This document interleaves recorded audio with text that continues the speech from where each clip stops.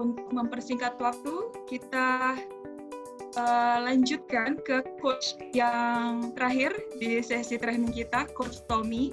Jadi Coach Tommy ini adalah owner langsung ya dari warung Bos Q, gitu ya Coach, yang akan menjelaskan nanti bagaimana sih tahap membuat rencana bisnis langsung untuk UMKM sektor kuliner gitu ya Coach.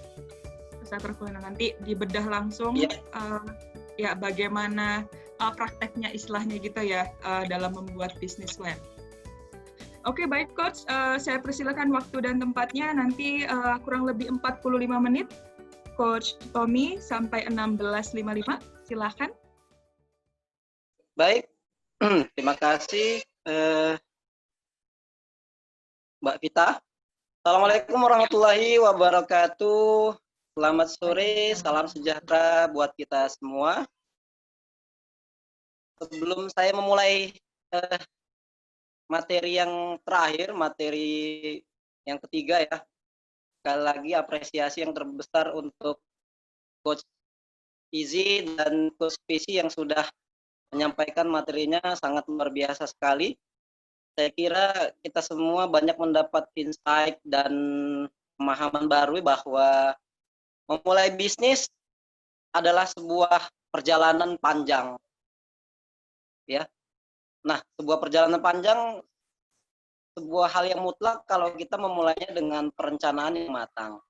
Begitu pula dalam dunia bisnis ya. Saya kira bagi orang-orang yang punya visi jangka panjang pasti paham benar bagaimana bisnis supaya bisa bertahan jangka panjang. Satu hal yang mutlak harus punya sebuah perencanaan. Baik. Oh iya Mbak Vita, saya mau cek sound dulu. Semua dengar nggak ya? Suara saya jelas nggak? Jelas Coach, jelas. Oh jelas, ya. Jelas Coach. Pastikan. Nanti saya ngomong sendiri pula kan gitu ya kan. Baik. Nanti kalau nggak jelas saya instruksi Coach. Oke, siap. Nah, karena ini judulnya pelatihan, sebelum saya mulai materi yang ketiga, kita akan cerita materi ini lebih praktis, supaya teman-teman bisa langsung praktek. Kalau yang memang sudah paham, sudah mengaplikasikan, alhamdulillah. Tapi saya yakin dan percaya niat kita hadir di pelatihan hari ini, kalaupun ada yang sudah buat, barangkali ada yang mau dilengkapi lagi, ada yang kurang. Nah, sore hari ini kita akan sama-sama belajar. Kalau boleh, ya karena saya memang basicnya seorang trainer, jadi saya lebih suka partisipatif, teman-teman sekalian. Ya, jadi walaupun ini judulnya pelatihan online, ya supaya aura pelatihan offline-nya dapat, harapan saya kita bisa berpartisipasi yang pertama, sebisa mungkin kalau bisa teman-teman aktifkan fitur videonya, saya sangat mengapresiasi ya, bagi yang bersedia untuk mengaktifkan fitur videonya. Kemudian nanti kalau misalnya saya minta untuk berpartisipasi lewat chatting, apapun pertanyaannya, saya harap semua bisa komen ya di kolom chat, ya supaya saya bisa dapat input nih. Itu jangan saya cakap sendiri, rupanya teman-teman juga punya aktivitas sendiri ya kan. Setuju Coach, setuju. Iya, kita kan nggak enak juga ngobrol di kacangin ya kan. Nah, saya inginnya kita saling berpartisipasi aja gitu. Jadi saya belajar juga, teman-teman juga belajar gitu ya. Jadi judulnya kita saling belajar satu sama lain. Nanti kalau ada hal-hal yang ingin didiskusikan bisa di belakangan dan di kolom chat. Saya ingin sapa dulu.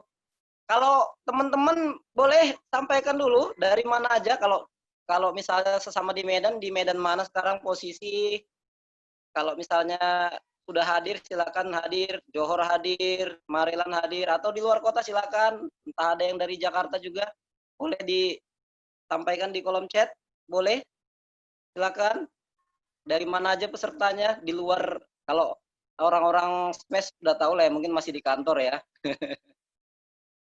yang di luar SMES mungkin bisa chatting-chattingan. Oke. Baik, ada Hospisi ya di Medan Timur, ada di Medan Kota, Medan Sunggal. Oh, ada yang di Sidimpuan. Ya, saya sapa dulu. Ini kayaknya kenal ya di Sidimpuan ini. Abang Dede Abdul Salam. Ya, Siap, Coach. kali niatnya untuk belajar. Ini juga ada Bang Henry Rido, Bang Rido, senior saya, juga ada istrinya Kak Ila. Luar biasa ya, pada sore hari ini saya bisa berbagi dengan senior-senior yang sudah melanglang buana. Baik, kita langsung aja. Saya nanti minta tolong ya oleh Mas hostnya, Abang Dasawal, untuk bagikan materi kita langsung. Boleh minta tolong, Bang Sawal, di-sharekan materi kita. Jadi sore hari ini menyambung materi yang sudah disampaikan oleh Coach Izzy dan Coach PC mengenai apa sih pentingnya bisnis plan, kemudian bagaimana memulai bisnis plan dari sebuah bisnis model, dan sore hari ini kita akan coba langsung praktek. Kalau boleh teman-teman yang dimanapun posisi ada pulpen, bisa sambil oret-oret ya di kertasnya masing-masing, jadi kita bisa sambil belajar juga. Nah, ini saya langsung aja menyampaikan materinya secara praktis, langsung dari contoh usaha saya sendiri ya, supaya membumi gitu. Nanti bahasanya juga kita usahakan bahasa yang memang kita pribadi bisa pahami gitu ya. Kalaupun nanti bahasa saya agak-agak terlalu akademis, bisa diterjemahkan lah dengan bahasa teman-teman masing-masing ya. Namanya judulnya bisnis plan. Kalau bahasa kitanya perencanaan usaha. Ya, karena saya kebetulan bisnisnya di martabak dan pizza, maka saya buat bisnis plan warung martabak dan pizza. Bosku itu adalah brand usaha saya. Jadi ini adalah sebuah contoh praktis perencanaan usaha yang mudah-mudahan dengan contoh praktis ini teman-teman bisa langsung aja praktek sore ini membuat perencanaan usaha. Nah, sebelum saya cerita detailnya, boleh di sini di antara 23 peserta kita ya, termasuk saya berarti kan, siapa yang hari ini sudah punya usaha? Boleh di chat, boleh diketikkan di kolom chat, boleh saya tahu siapa di antara kita yang 20-an orang di pelatihan ini yang hari ini sudah memulai usahanya. Boleh di-share teman-teman yang lain? Apapun itu, sekecil apapun, atau bahkan sudah perusahaan besar, boleh juga ya kan, nanti saya yang belajar. Bisa? Ada, oke, ada 3 orang. Siapa lagi yang sudah punya usaha, boleh di-chatkan? Saya kasih waktu 10 detik, tinggal bilang saya saja. Ada?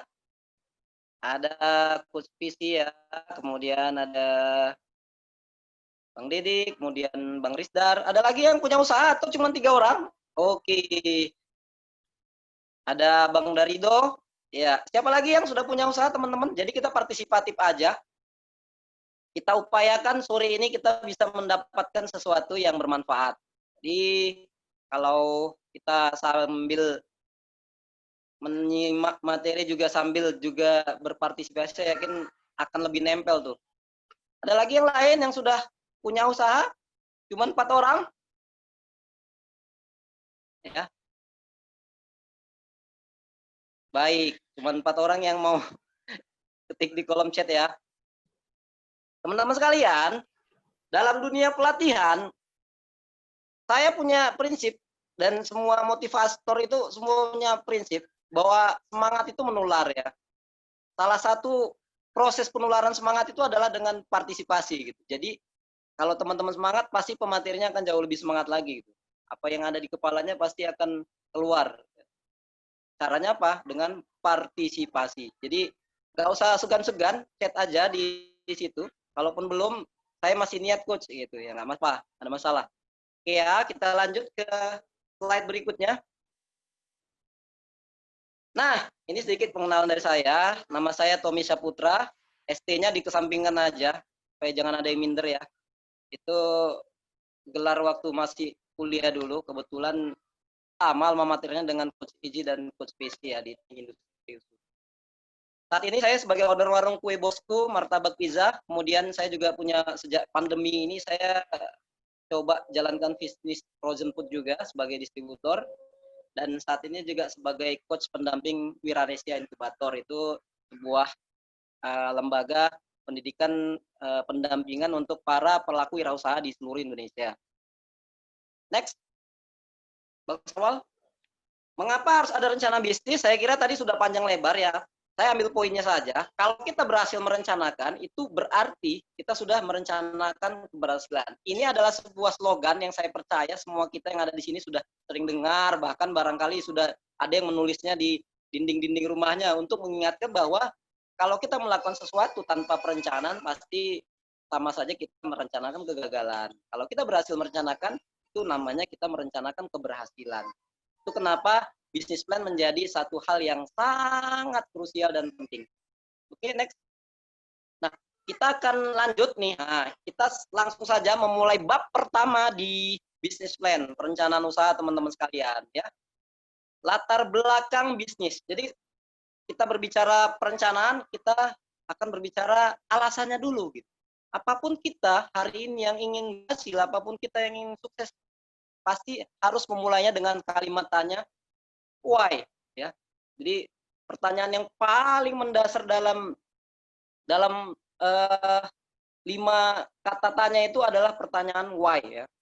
Kenapa? Karena dari why ini kita akan berbicara apa, kemudian berbicara bagaimananya, di mananya, kapannya, ya. Kita mulai dulu dari alasannya. Jadi latar belakang ini akan membuat nantinya ketika kita menjalankan bisnis ada halangan, ada rintangan, kita akan kembali mencari alasan apa sebenarnya waktu kita memulai usaha itu yang benar-benar bisa menggerakkan kita.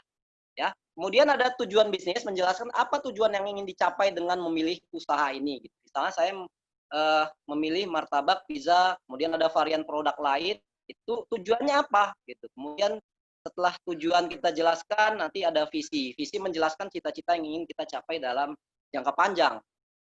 Ya tentu kalau kita berbicara bisnis, harusnya kita memplanningnya, merencanakannya untuk jangka panjang, bukan hanya sekedar untuk bertahan hidup saja.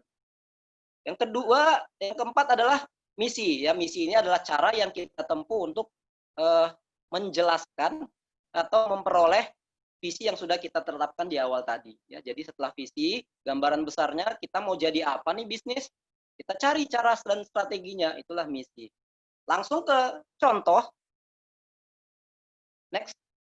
Nah, saya ini sekalian promosi juga ya. Ini lain aja di pembicara ini, bisa sekalian promosi teman-teman ya. Promosi produknya, promosi bisnisnya. Jadi bagi bapak-bapak, ibu-ibu yang hari ini bingung punya bisnis tapi punya banyak uang, nanti kita bisa ngomong setelah pelatihan ini teman-teman. Ya.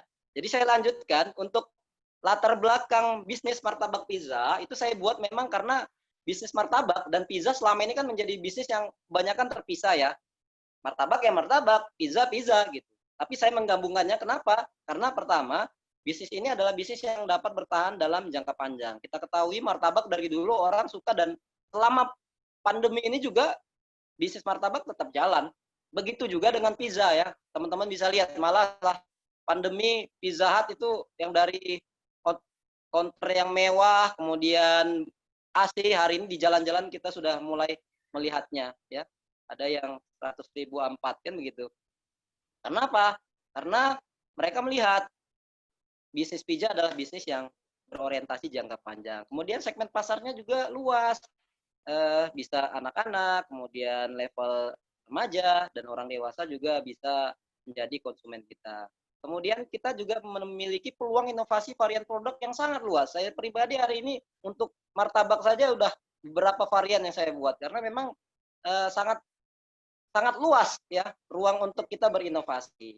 Itu alasan saya kenapa memilih bisnis martabak dan pizza ini menjadi bisnis yang saya jalankan. Kemudian tujuan bisnis ya siapapun kita hari ini menjalankan bisnis pasti orientasinya adalah yang pertama profit benefit ya. Profit dari sisi pelaku bisnis dan benefit dari sisi customer. Benefitnya apa? Memenuhi selera pelanggan, memenuhi keinginan pelanggan untuk ngemil jajanan yang kekinian, kemudian nikmat, kemudian hangat. Itu semua bisa diperoleh kalau Anda teman-teman berbelanja di warung martabak dan pizza bosku ya. Jadi dari sisi customer kita bisa memenuhi keinginan mereka untuk mendapatkan jajanan yang hangat, fresh from the oven.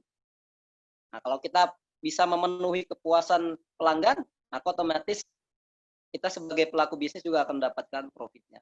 Itu cerita latar belakang, kemudian tujuannya. Kita akan cerita visi ya. Jadi saya mencontohkan saja, teman-teman sambil menyimak, bisa sambil coret-coret. Tadi latar belakang kalau hari ini sudah punya bisnis, boleh dicatat di bukunya masing-masing. Latar belakang bisnis selama ini apa, kemudian tujuannya apa. Nah, langsung ke visi martabak dan pizza. Bang Sawal. Slide berikutnya. Nah, menjadi bisnis franchise martabak dan pizza dengan kualitas rasa yang premium, harga yang kompetitif, dan jangkauan bisnis nasional. Jadi ini visi yang saya buat memang sebesar-besarnya. Karena saya belajar dari guru saya bahwa kalau buat visi, apapun itu dalam kehidupan, buatlah yang sebesar-besarnya, buatlah yang setinggi-tingginya. Kenapa?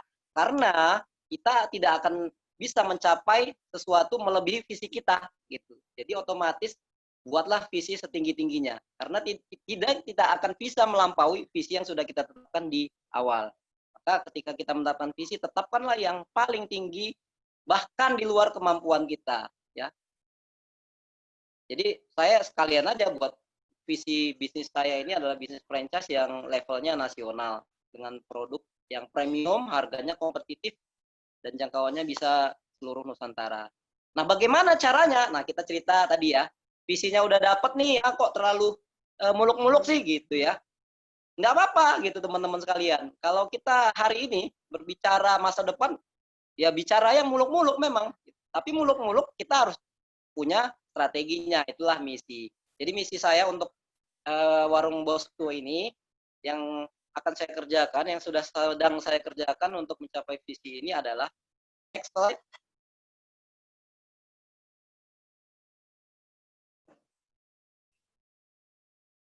Next, Bang Sawal. Ya, ini menjaga standar kualitas dan rasa. Ya, otomatis kalau kita mau buat produk yang premium, pasti kita jaga standar kualitas, rasa, dan kemasannya secara konsisten dan inovatif. Apalagi kalau kita berbicara produk kuliner. Kemudian teamwork, ya, teamwork atau human capital menjadi modal yang sangat penting bagi kita yang hari ini memilih menjalankan bisnis dan berorientasi jangka panjang dan ingin beroperasi dalam skala besar ya. Otomatis dari awal walaupun kita misalnya masih skala mikro nih, masih suami istri ngerjakan atau punya karyawan 2 orang, nggak masalah. Tapi dari awal kita sudah mulai membangun budaya teamwork yang dinamis dan profesional gitu. Walaupun cuma 2 orang yang ngerjain, harus jelas pembagian kerjanya apa, SOP-nya bagaimana, ya supaya dari awal kita sudah terbangun budaya untuk saling profesional dalam menjalankan usaha. Nanti itu akan menular ke karyawan. Kemudian membangun jaringan bisnis lintas demografi dan geografi ya, karena saya tadi orientasinya franchise seluruh Nusantara, otomatis mau tidak mau kita sebagai owner, kita sebagai CEO, kita sebagai pemilik harus menjalin relasi ke semua pihak, ke semua komunitas untuk apa? Untuk memasarkan bisnis kita, memasarkan kemitraan kita, memasarkan produk kita. Itu dia. Jadi cerita latar belakang, tujuan, visi, misi harus kita mulai dari sekarang. Nah, boleh share di kolom chatnya siapa hari ini yang sudah menetapkan visi misi bisnisnya, boleh di-share teman-teman sekalian. Siapa yang hari ini sudah membuat visi misi latar belakang dan tujuan usahanya? Boleh? Di kolom chatnya. Oke, ada ya. Oh, ada yang belum. Luar biasa. Siapa lagi yang belum? Kalau sudah, katakan sudah. Kalau belum, katakan belum, teman-teman sekalian. Sudah. Oh, luar biasa, Mbak Ririn. Sudah. Paten, ya. Sudah. Ya, kalau Coach Andreasen, Coach PC nggak mungkin belum. Ada yang belum. Mbak Mariuni, ya. Luar biasa, ya. Ini semakin sore, semakin semangat nih macamnya ini. Oke, baik. Kita lanjutkan. Nah, kalau belum, silakan sekarang juga ya sambil nyimak materinya boleh sambil coret-coret tuh. Supaya apa? Supaya pelajaran hari ini benar-benar bisa kita implementasikan ya teman-teman sekalian. Ya. Tadi apa? Latar belakang, kemudian tujuan, kemudian visi, misi. Tetapkan dulu itu teman-teman. Alasan apa yang membuat kita memilih bisnis ini? Kenapa? Kalau alasannya ketemu, maka kita akan ketemu passionnya teman-teman. Kalau kita nggak ketemu alasannya, kita nggak akan punya passion menjalankannya. Ya. Saya pernah gitu dulu waktu tamat kuliah itu, Bang Rido, Kak Ila tahu lah karena saya dulu buat bisnis di tempat mereka. Kita punya passion gitu, tapi kita tidak punya alasan yang kuat untuk menjalankannya. Akhirnya ya tutup juga gitu. Dan kebanyakan pelaku usaha pemula seperti itu. Ketika semangat di awal tapi tidak punya alasan yang kuat untuk menjalankannya, mereka akan mandek di tengah jalan, teman-teman sekalian. Saya belajar banyak dari kegagalan masa lalu. Hari ini sudah lebih teratur menjalankan bisnis. Yang kedua, kita akan berbicara aspek produk ya. Next slide. Awal. Kita berbicara bisnis, pasti ujung-ujungnya cerita produk ya. Mau cerita jasa pun produknya apa? Jasa. Kalau kita berbicara barang, produknya apa? Barang ya. Kemudian ada bisnis pariwisata. Semua pasti punya produk. Ada yang produknya real, nyata. Ada yang produknya berbentuk jasa ya. Kemudian ada yang produknya berbentuk konsultasi segala macam. Ada yang berbentuk layanan, lain-lain. Nah, aspek produk, setelah tadi ketemu alasannya, ketemu tujuannya, ketemu visinya, ketemu misinya, kita mulai berbicara produk apa yang mau kita jual. Ya, tadi caranya bagaimana sudah dibahas di materinya Coach PC ya. Jadi kita ini sudah lebih mendetail, lebih teknis lagi. Aspek produk ini mencakup deskripsi atau gambaran tentang produk ya. Jadi ketika kita sudah ketemu idenya, kita harus mulai bisa mendeskripsikan atau menggambarkan produk kita. Nah, dari sisi apa? Dari sisi size-nya, kemudian harganya, kemudian variasinya, kemudian keunggulan produknya itu apa saja gitu. Kalau kita sudah ketemu variannya, ketemu size-nya, ketemu dimensinya ya, kita harus tahu juga keunggulan produk kita dibanding yang lain itu apa gitu. Kalau misalnya kita bermain di produk yang memang kompetisinya, level kompetisinya sangat besar ya, di produk-produk yang pasaran lah dibilang. Nah, kita harus punya keunggulan itu. Kita harus mulai bisa menuliskan. Jadi sejak sekarang teman-teman ikut pelatihan bisnis plan ini, otomatis kita harus belajar terampil untuk menulis ya. Menulis apa? Kenapa? Karena bisnis itu adalah sebuah kedisiplinan gitu. Maka dari awal kita harus terampil, harus disiplin untuk mulai selalu menulis. Ketika ada pelatihan kalau bisa sediakan pulpen dan kertas ya. Supaya apa? Supaya kita terlatih untuk biasa tertib administrasi. Karena bisnis itu memerlukan tertib administrasi yang luar biasa ya. Termasuk menuliskan keunggulan produk. Jangan dibayang-bayangkan saja gitu. Banyak pelaku usaha ini kan cuma bayang-bayangkan, cakap-cakap saja gitu. Besok ditanya udah lain lagi gitu. Apa keunggulan produkmu? Hari ini beda, besok beda lagi ceritanya gitu. Maka dari sekarang mulailah kita untuk menuliskan keunggulan produk kita ini apa gitu. Nanti cerita ini berkait sama metode pemasaran kita ya. Ketika kita sudah menuliskan keunggulan produk, nanti apalagi kalau kita hari ini bermain di digital itu ada teknik untuk menjelaskan produk kita dengan metode storytelling ya, copywriting dan segala macam. Nah, kalau kita sudah menuliskannya dari sekarang keunggulannya apa, kita akan lebih mudah untuk masarkan. Kemudian tuliskan juga proses produksinya gitu. Supaya apa? Ketika bisnis kita ingin kita duplikasi ya. Nah, ini dia, kita ingin duplikasi, kita ingin lebarkan sayapnya, kita ingin besarkan skalanya. Kalau kita sudah menuliskan proses produksinya dengan detail, itu akan mudah diduplikasi oleh karyawan, oleh personil-personil yang akan mengerjakannya. Kemudian bagaimana ketersediaan bahan bakunya. Kalau kita bermain di produk-produk yang suppliernya banyak, saya kira mudah ya. Tapi kalau misalnya kita bermain di produk-produk yang langka, kita harus pikirkan juga ketersediaan bahan bakunya ya. Jangan sampai kita laku barangnya rupanya suplai bahan bakunya terhambat. Itu juga akan menghambat bisnis kita. Kemudian rencana pengembangan ya, pengembangan produk bagaimana. Langsung saja contohnya. Next, Bang Sawal. Ya, ini deskripsi produk ya. Kalau ada yang tertarik nanti langsung aja chat WA saya. Nanti saya kasih WA-nya ya. Ini ada produk saya martabak pizza namanya. Kemudian martabak mini, martabak berbentuk pizza ya. Jadi sebenarnya basicnya martabak tapi dikemas berbentuk pizza. Kemudian ada pizza mini. Saya juga punya varian martabak bangka, martabak manis. Kemudian ada pizza mix. Kemudian ada juga pizza mini. Next, Bang Sawal. Di situ ada harganya, itu bagaimana menentukan harga, ada perhitungannya ya, nanti di aspek keuangan kita bahas. Kemudian ada pancake juga, ada kue cubit, saya juga punya produk donat kentang. Jadi memang produk-produk yang kekinian dan saya yakin semua suka ya. Yang mau suka yang manis ada, mau suka yang pedas ada, yang gurih-gurih juga ada. Jadi ada 6 varian produk dengan macam-macam inovasinya. Nah itu keunggulannya. Next. Nah keunggulannya adalah warung martabak pizza Bosku ini menyediakan ini teman-teman jangan terpengaruh sama materi saya ya. Teman-teman fokusnya sama produknya masing-masing gitu. Jadi ketika saya jelaskan ini langsung aja asosiasikan sama usaha kita masing-masing gitu. Keunggulan produk saya apa gitu ya. Nah kalau contohnya di martabak pizza dan pizza Bosku ini varian jajannya inovatif, bahan-bahannya kita sediakan yang benar-benar premium ya, nggak asal murah saja. Kemudian harganya sangat kompetitif. Kenapa saya bilang kompetitif? Bisa dibanding misalnya contoh martabak pizza. Ada kompetitor kita. Memang nggak banyak ya di Medan yang bermain di martabak pizza. Itu rata-rata harganya di atas 65.000 ya. Saya jual di 55.000 dengan ukuran yang sama, dengan jumlah topping yang sama ya. Kok bisa? Nah, itu ada perhitungan HPP-nya ya. Kemudian kualitas rasa produk sudah teruji oleh konsumen. Jadi sebelum kita launching biasanya kita sering tanya-tanya dulu ya, kemudian kita kirim-kirim testimoninya, testernya baru kita berani buat untuk dijual ya. Jadi kita walaupun usahanya sekarang saya basisnya malah banyak di rumah, tapi kita selalu riset secara berkesinambungan. Next slide, Bang Syawal. Nah, itu tadi cerita produk ya.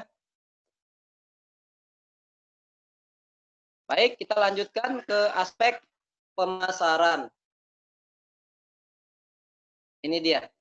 Ya. Aspek pemasaran ini coba dulu di next slide dulu, Bang. Ini kayaknya slide-nya yang terus lagi. Ini ada yang terlompat ini. Lagi, terus aja lagi. Terus. Ya, next. Ah, ini. Jadi slide-nya kita perbaiki sebenarnya, cuman mungkin yang dikirim yang di sini yang apa ya? Yang sebelumnya ya. Jadi cerita produk itu tadi sudah jelaskan dimensinya, kemudian harganya, kemudian keunggulannya apa, kita cerita proses produksinya. Ini contoh saja ya.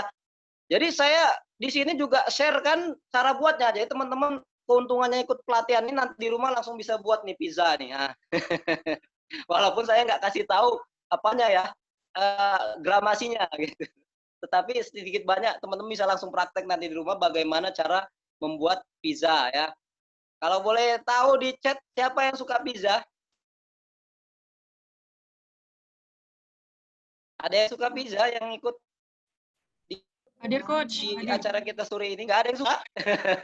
Kalau yang jawab duluan saya kirim gratis nanti. Oh Mbak Vita duluan ya, nanti saya kasih gratis untuk Mbak Vita. Siap, ya. Oh ada Mbak Ririn juga suka pizza. Jadi cara buat pizza itu sebenarnya sederhana, mudah, dan banyak contohnya ya di Mbah YouTube itu banyak sekali. Tetapi sekali lagi cara buat pizza yang enak itu nggak banyak gitu. Cara buat pizza yang berkualitas itu nggak banyak gitu. Kebanyakan orang yang penting jadi di share-nya di YouTube. Jadi bahan-bahan pizza itu ini nanti ini sore ini belajarnya sama saya langsung aja asosiasikan untuk teman-teman ya. Jadi ketika cerita proses produksi harus detail gitu, bahannya apa. Contoh pizza, adonannya tepung terigu, kemudian ada toppingnya, kemudian ada proses pembuatannya. Jadi detail kan teman-teman sekalian. Kayak proses pizza ini sampai jadi dia ya. Ada proses percampuran terigu, tambahkan ragi, gula, telur, aduk dengan mixer dengan siapa sedang, tambahkan salt, butter. Jadi sedetail-detailnya ya. Kalau perlu sampai waktunya gitu. Kenapa? Ketika kita punya karyawan nantinya, ya misalnya hari ini kita buat sendiri, tapi kita berorientasi kan ingin besar ya. Kalau sudah punya karyawan, otomatis kan nggak mungkin tiap hari kita cakap saja sama dia, begini loh gitu, pasti lupa. Tapi kalau kita ajarkan dia sambil kita tuliskan SOP-nya, waktunya, detailnya, kemungkinan mereka bisa menduplikasi secara cepat itu akan lebih mudah ya. Begitu dia proses produksi pizza. Oke, kita mundur lagi. Bisa Bang? Mundur dulu balik ke pemasaran. Ya, tadi setelah keunggulan produknya, kemudian Proses produksinya kita berbicara aspek pemasaran ya. Sudah dicatat masing-masing ya teman-teman. Sudah berbicara latar belakang, tujuan, visi, misi. Sudah ditetapkan, kita tentukan produk kita apa, spesifikasinya bagaimana, ya, kemudian keunggulannya apa, dan sampai proses produksinya. Ya. Kalau mau lebih detail lagi, bahkan proses supply produknya bagaimana, ya, ketersediaan bahan bakunya bagaimana. Kalau di produk saya kebetulan sangat mudah ya, banyak sekali toko-toko yang menjual bahan-bahan pembuatan martabak dan pizza. Ya, jadi nggak sulit amat gitu. Kemungkinan besar keberlangsungannya juga nggak ada masalah gitu, dan harga juga sudah tetap ya, cenderung stabil lah gitu. Paling nanti terpengaruh inflasi sedikit. Tapi karena suppliernya banyak, kita bermain di produk yang supplier banyak itu enak sekali. Kenapa?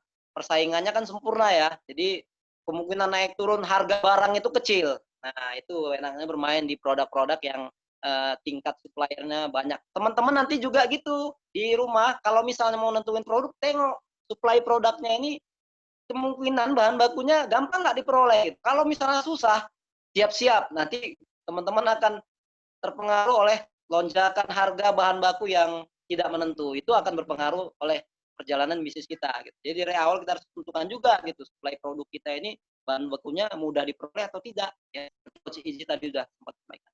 Kita berbicara selanjutnya aspek pemasaran. Mencakup segmen pasar, kemudian target pasar, positioning, strategi pemasaran. Ya. Problem terbesar pelaku usaha mikro, ya termasuk saya, termasuk juga usaha kecil, ya. Teman-teman sekalian mungkin yang hari ini usahanya sudah di level kecil, usaha menengah, adalah aspek pemasaran. Apalagi kalau kita berbicara dunia nyata kita hari ini ya, di luaran sana, efek pandemi corona saya yakin sangat luar biasa terhadap UMKM. Ya. Di sisi lain sebenarnya pelaku UMKM ini sangat dimanjakan. Kenapa? Banyak banpres, bantuan ke usaha kecil menengah ya oleh pemerintah. Itu tinggal dimanfaatkan saja. Tetapi apakah hanya berguna untuk kelangsungan hidup saja? Nah, kita akan berbicara aspek pemasaran ini supaya apa? Kita berbicara usahanya nggak hanya cerita untuk bertahan hidup gitu. Maka dari awal kita harus tegas, kemudian harus benar-benar detail membuat segmentasi pasar, target pasar kita siapa, kemudian positioning kita siapa, kemudian strategi pemasaran kita siapa, bagaimana. Supaya apa? Supaya dalam kondisi apapun kita tetap bisa beradaptasi gitu. Next slide, Bang. Nah, contoh langsung ya, nah ini marketing plan atau rencana pemasaran martabak pizza. Jadi produk saya ini punya segmen pasarnya masing-masing. Misalnya produk pizza dan martabak yang large ya, kemudian kayak martabak pizza yang saya buat itu memang segmen pasarnya masyarakat menengah ke atas yang usianya di atas 20 dan 50 tahun ya. Kemudian kalau produk martabak mini, pizza mini, ada juga kue cubit, kita juga punya pancake itu untuk segmen pasar orang tua yang memiliki anak-anak usia 5 sampai 15 tahun. Jadi teman-teman kalau punya produk lain silakan ditentuin ya. Saya punya produk jamu rempah jahe nih, jahe merah. Nah, ini cocoknya untuk siapa? Tentuin segmennya ya untuk orang-orang yang hari ini peduli kesehatan sama masa pandemi. Tentuin tuh segmen pasarnya. Next. Kemudian ada produk. Nah, ini target pasarnya ya. Target. Jadi kalau kita sudah tentuin segmennya, kita harus targetkan tuh. Jadi segmen ini berbicara cukup besarnya, kita kan masih banyak tuh ya. Cukup besar ini kan berartinya semua orang gitu kan yang lebih luas cakupannya. Kalau cerita target dia udah lebih spesifik tuh. Seperti sebuah senapan kan kalau udah berbicara target, misalnya mau nembak orang, targetnya apa? Dadanya gitu. Jadi udah lebih spesifik teman-teman sekalian. Sama bisnis juga begitu. Produk kita ini targetnya siapa? Nah, kalau saya target pemasaran produk saya ini adalah generasi milenial dan Gen Z ya, yang di bawah generasi milenial ya, yang tahun lahirnya di atas tahun 90 2000 ya, 2000-an ke atas ya. Rentang usia 10 sampai 35 tahun. Kemudian positioningnya, nah positioningnya apa? Kita cerita kalau bahasa apanya diferensiasi ya, ada target, kemudian ada diferensi. Jadi positioning kita ini adalah proses kita, ya gampangnya bahasa sederhananya, proses kita menempatkan produk kita ini di benak konsumen itu seperti apa gitu. Ya. Jadi kita ingin menempatkan produk ini, jasa kita di benak konsumen itu seperti apa. Nah, kalau saya ya positioningnya itu adalah kesan kuat pada apa? Pada rasa dan tampilan ya. Jadi eye catching, kemudian rasanya fluffy, tidak terlalu manis, juga tidak terlalu gurih ya. Akhirnya apa? Konsumen kalau mau ngemil ya ingatnya martabak bosku. Jadi itu positioning yang kita ingin dapatkan di benak konsumen. Next slide, itu target pasar ya. Jadi cerita pemasaran tadi apa? Ada segmentasi, kemudian ada target pasar, kemudian ada positioning ya. Nah, ini channel-channel pemasaran. Hari ini kita sudah banyak sekali saya pikir pilihan-pilihan. Kalau channel pemasaran saya melalui marketing offline ya, kemudian digital marketing, kemudian penawaran-penawaran ke perkantoran dan komunitas. Ya. Jadi kita sebagai bisnis martabak pizza juga tidak bisa menafikan tampilan dari gerai offline ya. Jadi itu penting sekali. Nah, selama masa pandemi kebetulan saya lebih banyak orderan itu via digital ya, via WA, via Facebook, kemudian via Instagram. Malah jauh lebih besar orderan sekarang via akun-akun tersebut termasuk Facebook ya. Kenapa? Karena memang jangkauannya lebih luas. Kalau offline kan paling di daerah yang gerainya dekat sama konsumen kan begitu. Tapi kalau digital, kalau untuk di Medan sangat luas sekali gitu. Apalagi sekarang jasa-jasa kurir sudah sangat terjangkau dan lebih murah. Kemudian penawaran langsung ke perkantoran-perkantoran dan komunitas. Karena kita punya produk yang untuk meeting dan segala macam. Itu channel pemasarannya. Kemudian berbicara selanjutnya adalah cerita strategi pemasarannya. Next slide. Ya, strategi pemasarannya. Produk saya ini adalah, nah strategi pemasaran kita akan berbicara tentang 4P ya. Kalau yang kekinian itu sudah ada 7P. Jadi tapi setidaknya kalau kita baru memulai usaha, kita kuatkan di 4P ya. Strategi 4P ini apa? Yang pertama, produk, kemudian price, kemudian place and promotion. Ya, kalau bahasa Inggrisnya, kalau bahasa Medannya ada produk, ada harga, ada tempat, kemudian ada promosi. Produk apa? Jaminan kualitas rasa dan bahan yang premium. Kemudian berbicara harga apa? Strateginya. Kita menetapkan struktur harga yang bertingkat. Makanya itu gunanya kita punya produk yang bervariasi, apalagi kalau berbicara kuliner ya teman-teman, mau makanan, mau minuman. Kenapa banyak pengusaha kuliner itu bangkrut? Karena dia berhenti berinovasi. Padahal salah satu yang mutlak di dalam bisnis kuliner itu adalah, saya kira semua bisnis ya, tetapi salah satunya yang paling krusial itu di bisnis kuliner adalah strategi produk yang terus berinovasi. Caranya apa? Terus mengeluarkan produk-produk baru, bisa setiap bulan, bisa 2 bulan sekali, dan dengan struktur harga yang bertingkat gitu. Kita punya level produk yang murah, kemudian level produk yang medium, juga produk yang premium gitu. Di saya juga ada gitu. Produk yang martabak ada yang murahnya ya. Kalau nggak punya uang 50.000 beli, ada yang 30.000, ada yang juga mahal. Itu gunanya kita menetapkan strategi harga ya. Ini berpengaruh sekali terhadap jangkauan pasar kita. Kemudian selanjutnya apa? Cerita tempat. Cerita tempat ini place ya. Apalagi kalau kita masih tergantung dengan bisnis offline. Jadi pemilihan tempat yang strategis itu menjadi hal yang mutlak lah teman-teman sekalian. Walaupun kadang-kadang pemilihan tempat ini juga berbanding lurus dengan biaya sewa ya. Itu biasanya lebih mahal kalau kita menyewa tempat yang di tempat-tempat yang strategis. Tapi nggak masalah kalau misalnya revenue-nya lebih besar dari pengeluarannya, saya kira itu bagian dari investasi yang sangat menguntungkan.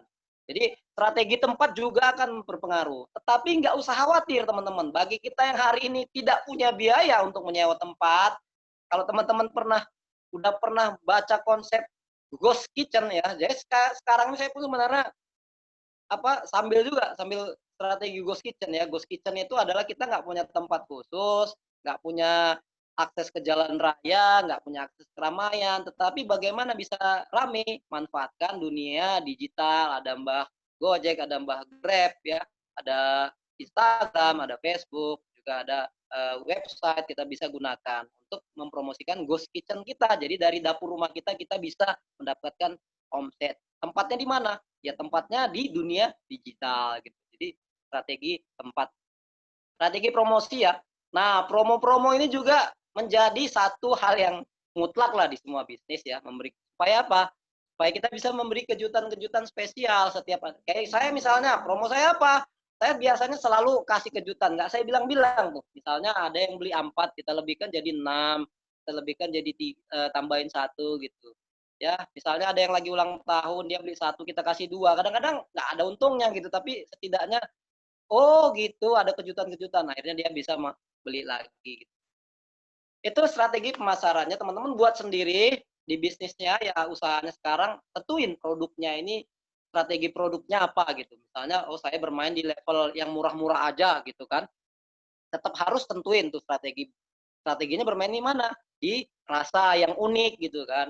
Misalnya kayak saya pizza, udah ada banyak pizza kan apa yang pizza daging ada. Ini saya mau mengeluarkan pizza bakso bakar. Nah, jadi teman-teman mungkin penasaran ya kan, yang suka bakso bakar, pernah jajan bakso bakar di jalanan, nanti bisa dirasain sambil menikmati pizza. Nah, itu salah satu inovasi bermain di produk ya.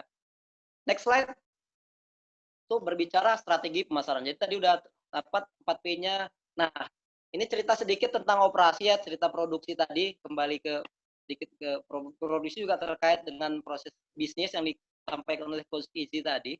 Jadi ini kita juga tentuin tuh struktur bisnis kita ini, sistem operasinya kompleks tidak gitu. Kalau misalnya struktur saya di outlet kita itu sederhana ya, dari customer masuk orderan, masuk ke kasir, kemudian kasir sampaikan struk pesanannya ke pembuat pizza dan martabaknya, dibuatlah pesanannya, kemudian pesanannya selesai disampaikan ke customer tinggal bayar di kasir. Itu proses operasinya kalau bisa kita perjelas di proses bisnisnya ya teman-teman sekalian. Ini supaya apa? Supaya kita bisa mengevaluasi efisiensi dan efektivitas ya. Itu cerita productivity nantinya teman-teman. Kita akan detailkan di pertemuan-pertemuan selanjutnya. Next slide. Setelah aspek produk selesai, aspek pemasaran selesai. Oke, lanjut lagi Bang. Tadi udah ini.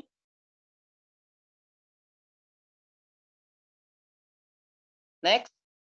Kita akan berbicara aspek yang, nah, termasuk yang fundamental dalam bisnis. Kita tadi sudah cerita tentang aspek produk ya, kemudian aspek pemasaran. Kita akan berbicara aspek keuangan ya. Mencakup apa? Nilai investasi bisnis. Jadi dari sekarang kalau kita memulai bisnis harus tetapkan dulu perencanaan nilai investasinya berapa, kemudian tentuin juga biaya variabelnya berapa, kemudian biaya tetapnya berapa ya. Kemudian penentuan break even point. Apa sih break even point itu? Kalau bahasa Medannya itu titik impasnya lah gitu. Kita nggak untung tapi juga nggak rugi. Istilahnya di berapa unit produk yang kita jual supaya modal kita ini balik. Jadi nggak untung tapi juga nggak rugi gitu kan. Itu dia break even point ya. Bukan balik modal, maaf ya. Bahasa modal balik itu bukan modal kita kembali, tapi kita tidak untung dan tidak rugi. Uang yang kita keluarkan itu tertutupi oleh penjualan. Nah, itulah kira-kira titik impas. Kemudian apa? Penentuan payback period. Nah, periode nilai investasi kita tadi kembali. Misalnya kita punya investasi di real estate ya. Bangun rumah modal 200 juta gitu kan. Berapa bulan harus kita menjual rumah ini sampai balik modal tadi? Nah, analisanya itu di analisis payback period. Periode nilai investasi kembali kepada kita. Nah, langsung saja contohnya. Ini kalau cerita keuangan saya yakin mumet ya, saya pribadi bukan orang yang sangat apa ya, teman-teman sekalian, kita masing-masing saya kira sangat punya kelebihan dan kekurangan masing-masing. Saya kalau memang melihat tabel-tabel, makanya saya dulu benci sekali dengan akuntansi. kalau udah mata pelajaran akuntansi, termasuk waktu di kuliah ada ceritanya analisis biaya. Ha, itu kalau bisa titip absen lah itu. Itu memang nggak boleh ditiru ya. Kalau ibu-ibu ada yang punya anak nanti jangan biasakan tuh anaknya titip absen. Tetapi begitu kita bisnis, mau nggak mau kita harus belajar dan disiplin terhadap aspek keuangan ini. Kenapa? Salah satu ujung-ujung kebangkrutan ya yang dapatkan orang karena mereka tidak melek finansial, tidak sadar terhadap aspek keuangan ini, tidak disiplin dalam proses pencatatan keuangan. Termasuk ketika membuat bisnis plan, malas lah, yang penting jalan aja dulu gitu kan. Saya dulu juga begitu gitu. Malas menentukan, mencoret-coret, menghitung-hitung berapa kira-kira balik modalnya. Saya harus menjual berapa nih supaya modal saya ini bisa kembali. Nggak usah cerita untung lah, supaya balik modal dulu. Nah, dari sekarang kalau kita mau memulai usaha, upayakan tertib administrasi keuangan. Nah, saya langsung contohin ya, kalau kita cerita jelimet nih, sama-samalah kita berusaha menganalisis angka-angkanya begitu. Next slide.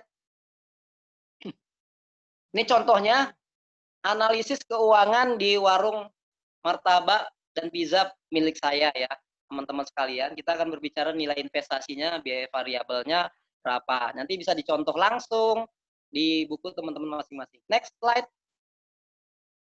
Nah, ini contohnya. Nih, kalau udah lihat angka ini, satu sisi kita semangat, tapi di sisi lain agak jelimet ya.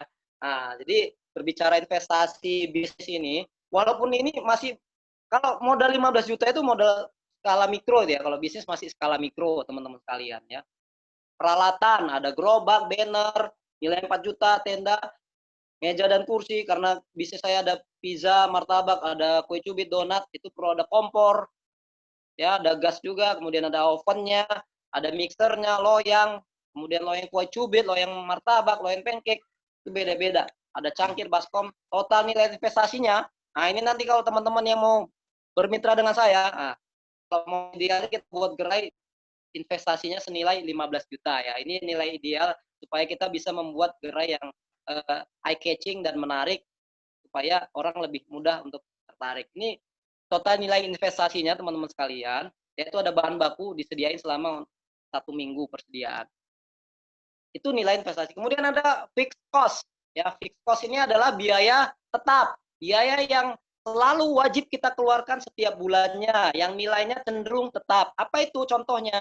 Gaji, sewa tempat, listrik, dan biaya iklan. Misalnya hari ini kita pakai platform digital ya, misalnya website, berapa nilai website kita, sewanya berapa, kalau kita pakai admin misalnya untuk beriklan, itu nilai bayarnya berapa. Totalnya kalau di saya itu sekitar 3.800.000. Penyusutan, tuh apa maksud penyusutan ini? Penyusutan itu adalah kita punya barang nih, misalnya contoh, saya punya kompor, punya gas. Kalau diasumsikan kompor dan gas ini berlangsung selama 5 tahun, apa ya, nilai ekonomisnya itu berjalan selama 5 tahun. Dari misalnya harganya di awal 2 juta, di tahun kelima dia menjadi sekitar cuma 500.000. Kita tinggal kurangi ya. 2 juta kurang 500.000 dibagi 5 tahun, kemudian dibagi dalam hitungan bulan dapatlah 200.000. Itu contoh ya, secara keseluruhan nilai penyusutan saya sekitar 200.000. Itu masuk ke dalam fixed cost. Jadi totalnya fixed cost-nya 4 juta.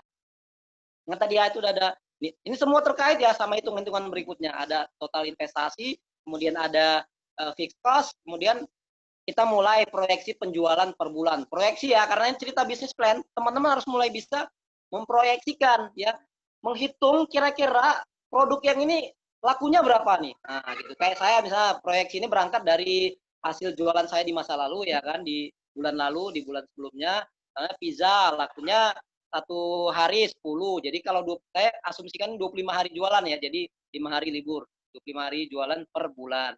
Jadi kalau 10 box per hari 250 box lah per bulan. Asumsi harganya 30.000, total penjualan untuk pizza 7.500.000. Begitu pula martabak, kue cubit, pancake, total jualan kita proyeksinya 19.250.000 dari investasi yang 15 juta tadi. Ini omset bulanan kita yang kita proyeksikan. Next slide, Bang. Jadi ada fixed cost, ada nilai investasi, kemudian ada proyeksi penjualan kita. Nah, ada namanya variable cost. Selain biaya tetap, ada biaya-biaya variabel. Biaya variabel itu contohnya apa? Biaya yang kita harus keluarkan berdasarkan jumlah produksi. Jadi dia sangat terpengaruh oleh berapa jumlah produksi kita ya. Contoh misalnya pizza, itu biaya variabel saya adalah sekitar 15.000 dari 30.000 tadi. Martabak itu 13.000 dari 30.000. Ya, kue cubit misalnya 6.000 dari 12.000, pancake itu biaya variabelnya 12.000 dari 20.000. Jadi total biaya variabel untuk semua produk yang saya jual sesuai dengan jumlah omset penjualan yang saya tentuin tadi dari 19 juta itu biaya variabelnya adalah 10 juta, teman-teman sekalian. Nah, ini berguna untuk apa? Nilai biaya variabel tadi untuk menentukan BEP kita, kapan kita balik modalnya. Jadi BEP seluruhnya itu adalah variabel cost, total variabel cost kita dibagi. Ini memang hitungannya sebenarnya sederhana, ini nanti tinggal pakai kalkulator aja, gampang sekali kalau udah ketemu tadi variabelnya berapa, kemudian fixed cost-nya berapa, kemudian 1 dikurang variabel cost dibagi dengan omset, ya itu tinggal masukkan saja angkanya, dapatlah BEP seluruh item. Kebetulan produk saya banyak. Kalau teman-teman jual produk yang cuma satu item, gampang sekali sebenarnya buat BEP-nya. Jadi satu item produk lebih mudah. Ini cerita karena produk saya macam-macam ya, jadi kita harus hitung dulu BEP seluruhnya. Itu 4 juta rupiah itu dari mana? Dari fixed cost saya. Yang saya keluarkan setiap bulan tadi 4 juta dibagi 1 kurang 10 juta dibagi 19 juta. Dapatlah nilai BEP seluruhnya itu 8 juta. Setelah dapat BEP seluruhnya kita pecah lagi, yaitu ada rumusnya. Dapatlah BEP pizza 108 box, BEP martabak 100. Artinya apa? Supaya saya nggak untung, supaya saya nggak rugi juga, sebulan saya harus jual 108 box pizza, 108 box martabak, 108 box kue cubit, 54 box pancake. Itu supaya saya tidak rugi, supaya minimal bisnis saya tetap bisa jalan sebagaimana mestinya, walaupun belum untung. Ini perhitungan BEP sangat penting supaya teman-teman bisa menentukan target jualannya berapa. Kalau kita nggak punya hitungan BEP, kita nggak akan punya target. Ya, itu kesalahan banyak orang kan jalani usahanya itu kan tanpa target gitu ya. Udah laku enggak. Kalau bisnisnya banyak produknya bertahan jangka panjang nggak masalah. Tapi kalau yang bisnisnya produknya kayak saya 1 hari basi, kalau nggak laku, hajaplah kita. Gitu. Kalau bahasa Medannya hajaplah kita kan gitu. Nah, itu contoh teman-teman sekalian. Kita bisa nentuin bagaimana saya harus menjualnya 108 box pizza, martabak, kue cubit, dan 54 box pancake. Supaya saya tetap bisa survive. Itu BEP. Kemudian selanjutnya, next slide, Bang. Payback period, ya. Ini kita dapat dari mana? Dari nilai investasi dibagi dengan laba bersih. Tadi nilai investasi saya berapa? 19. Ya, laba bersih dapat dari mana? Dari omset dikurang total variable cost dikurang total fixed cost, ya. Itu nilai omset saya tadi berapa? 19.250.000 dikurangi dengan total variable cost-nya 10 juta dan dikurangi dengan fixed cost-nya 4 juta ya. Total laba bersih saya berapa? 5.250.000 per bulan. Itu tadi dengan hitungan omset total 19.250.000. Maka nilai payback periodnya atau kapan nilai investasi yang 15 juta saya tadi balik kan gitu. 5 juta dibagi 5.250.000 lebih kurang 3 bulan. Artinya kalau saya mampu menjual 250 box pizza, 250 box martabak, 250 box kue cubit dan juga 54 box pizza, maka dipastikan saya bisa balik modal investasi dalam 3 bulan ke depan. Itu contohnya teman-teman sekalian. Nanti tinggal buat di kawan-kawan, misalnya tadi Bang Dedi bisnis cendol gitu kan. Invest misalnya udah berapa juta, 5 juta, 6 juta.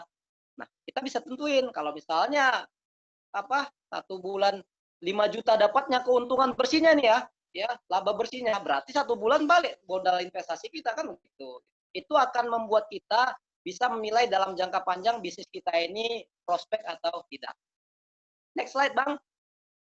Ini kita sudah selesai ya. Terakhir adalah aspek sumber daya manusia. Nah, banyak juga usaha, ini sebenarnya problem terbesar bukan di usaha kecil. Kalau di usaha level mikro kecil tidak terlalu masalah biasanya SDM. Yang mulai bermasalah nanti di level scale up, level menengah dan besar ya. Kenapa? Dia sudah berbentuk korporasi. Maka kemampuan SDM, skillnya, ya kapasitasnya itu akan menentukan perjalanan bisnisnya ya. aspek SDM ini atau bahasa kekiniannya human capital ya merupakan pilar yang sangat penting dalam memajukan sebuah usaha ya. Kuncinya di mana? Proses rekrutmen dan bagaimana membangun kultur relasi antar karyawan ya dan manajemen. Saya melihat beberapa korporasi besar hari ini kultur relasi antar karyawannya sangat luar biasa ya. Kemudian suasana kerja dibangun sedemikian rupa seperti sedang liburan aja gitu. Bahkan beberapa startup itu di kantornya ada tempat mainan gitu, ada tempat nge-gym gitu. Kenapa? Supaya mereka enjoy di tempat kerjanya.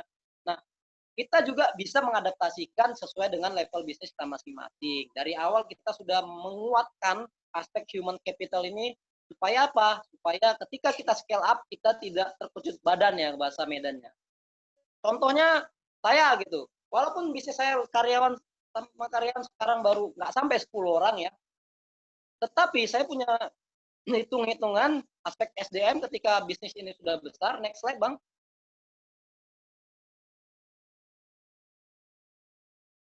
Nah, ini rencana alokasi personil di Warung Bosku kalau dia sudah berbentuk manajemen yang besar ya. Ada CEO saya sendiri, ada Chief Financial Officer, ada Chief Marketing Officer, ada manajer operasional. Jadi kalau misalnya manajer operasional, kalau CEO, CFO, CMO ini membawai seluruh Indonesia ya. Kemudian ada manajer operasional, ini berbicara di setiap wilayah itu punya satu manajer operasional. Kemudian ada bagian produksi di setiap cabang itu nanti ada bagian produksi banyak 5 orang ya. Karyawan outlet itu standarnya 3 orang, ada 1 kasir, 2 bagian membuat produk ya. Kemudian tim marketing ya, jadi setiap cabang itu punya tim marketing sendiri ya. Cabang itu satu wilayah gitu, ada 5 orang. Jadi kalau di total untuk setiap cabang CEO-nya itu ada sekitar 20 orang saja sudah cukup untuk memegang satu cabang. Tapi kalau kita sudah berbicara banyak cabang itu sudah harus diperbanyak sesuai dengan jumlah outletnya berapa banyak. Ini rencana alokasi personil. Dari awal walaupun teman-teman masih punya 2 karyawan harus tetapkan begitu. Supaya apa? Supaya kita punya rencana dan strategi yang jitu untuk bisa mencapai visi dan perencanaan SDM kita. Next slide, Bang. Nah, ini analisis SWOT, ada kekuatan, ada kelemahan, ada peluang, ada tantangan ya. Kekuatannya apa? Varian produk banyak, harga, desain gerai yang menarik. Kemudian kelemahannya apa? Riset pasarnya belum optimal, kemudian mereknya mungkin belum terkenal. Modal lumayan besar bagi UMKM pemula, apalagi di zaman Covid ini mengeluarkan modal 15 juta mungkin tidak mudah ya. Peluangnya apa? Segmen pasarnya kita luas ya. Media promosi juga banyak hari ini ya. Banyak sekali channel-channel yang bisa kita gunakan untuk promosi produk martabak dan pizza. Tantangannya apa? Tantangan kekinian yang nyata kita hadapi adalah situasi pandemi COVID ya. Sampai detik ini kita sendiri tahu ya, entah kapan obat COVID ini kita peroleh ya. Kemudian menurunnya daya beli, ini otomatis efek samping dari COVID-19. Nanti masalah SWOT ini teman-teman bisa diskusikan setelah pelatihan ya sama kita. Bagaimana membuat, tapi gampang lah. Saya kira ini termasuk pekerjaan yang paling mudah, tetapi perlu konsentrasi. Next slide terakhir.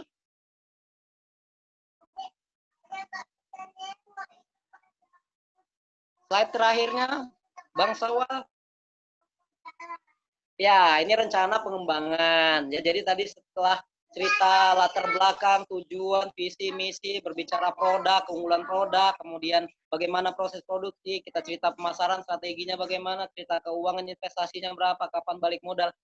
Bagaimana pengembangannya ini bagi saya contoh real yang harus kita miliki di bagian akhir bisnis plan ini. Apa itu rencana pengembangan usaha? Jadi kalau di saya, rencana pengembangan saya skenario-nya ada 3. Yang pertama membuka cabang usaha baru yang itu atas kepemilikan saya sendiri. Yang kedua, kerjasama dengan sistem franchise ya, nilai investasinya itu 25 juta. Kemudian ada metode pengelolaan investasi dari investor dengan sistem bagi hasil dari laba bersih itu 70% ke pengelola, 30% ke investor. Jadi ada 3 skenario besar saya untuk mengembangkan usaha ini supaya bisa mencapai visi tadi menjadi franchise seluruh Indonesia. Jadi bagi teman-teman juga yang hari ini masih berada dan bermain di level mikro, silahkan rencanakan pengembangannya bagaimana.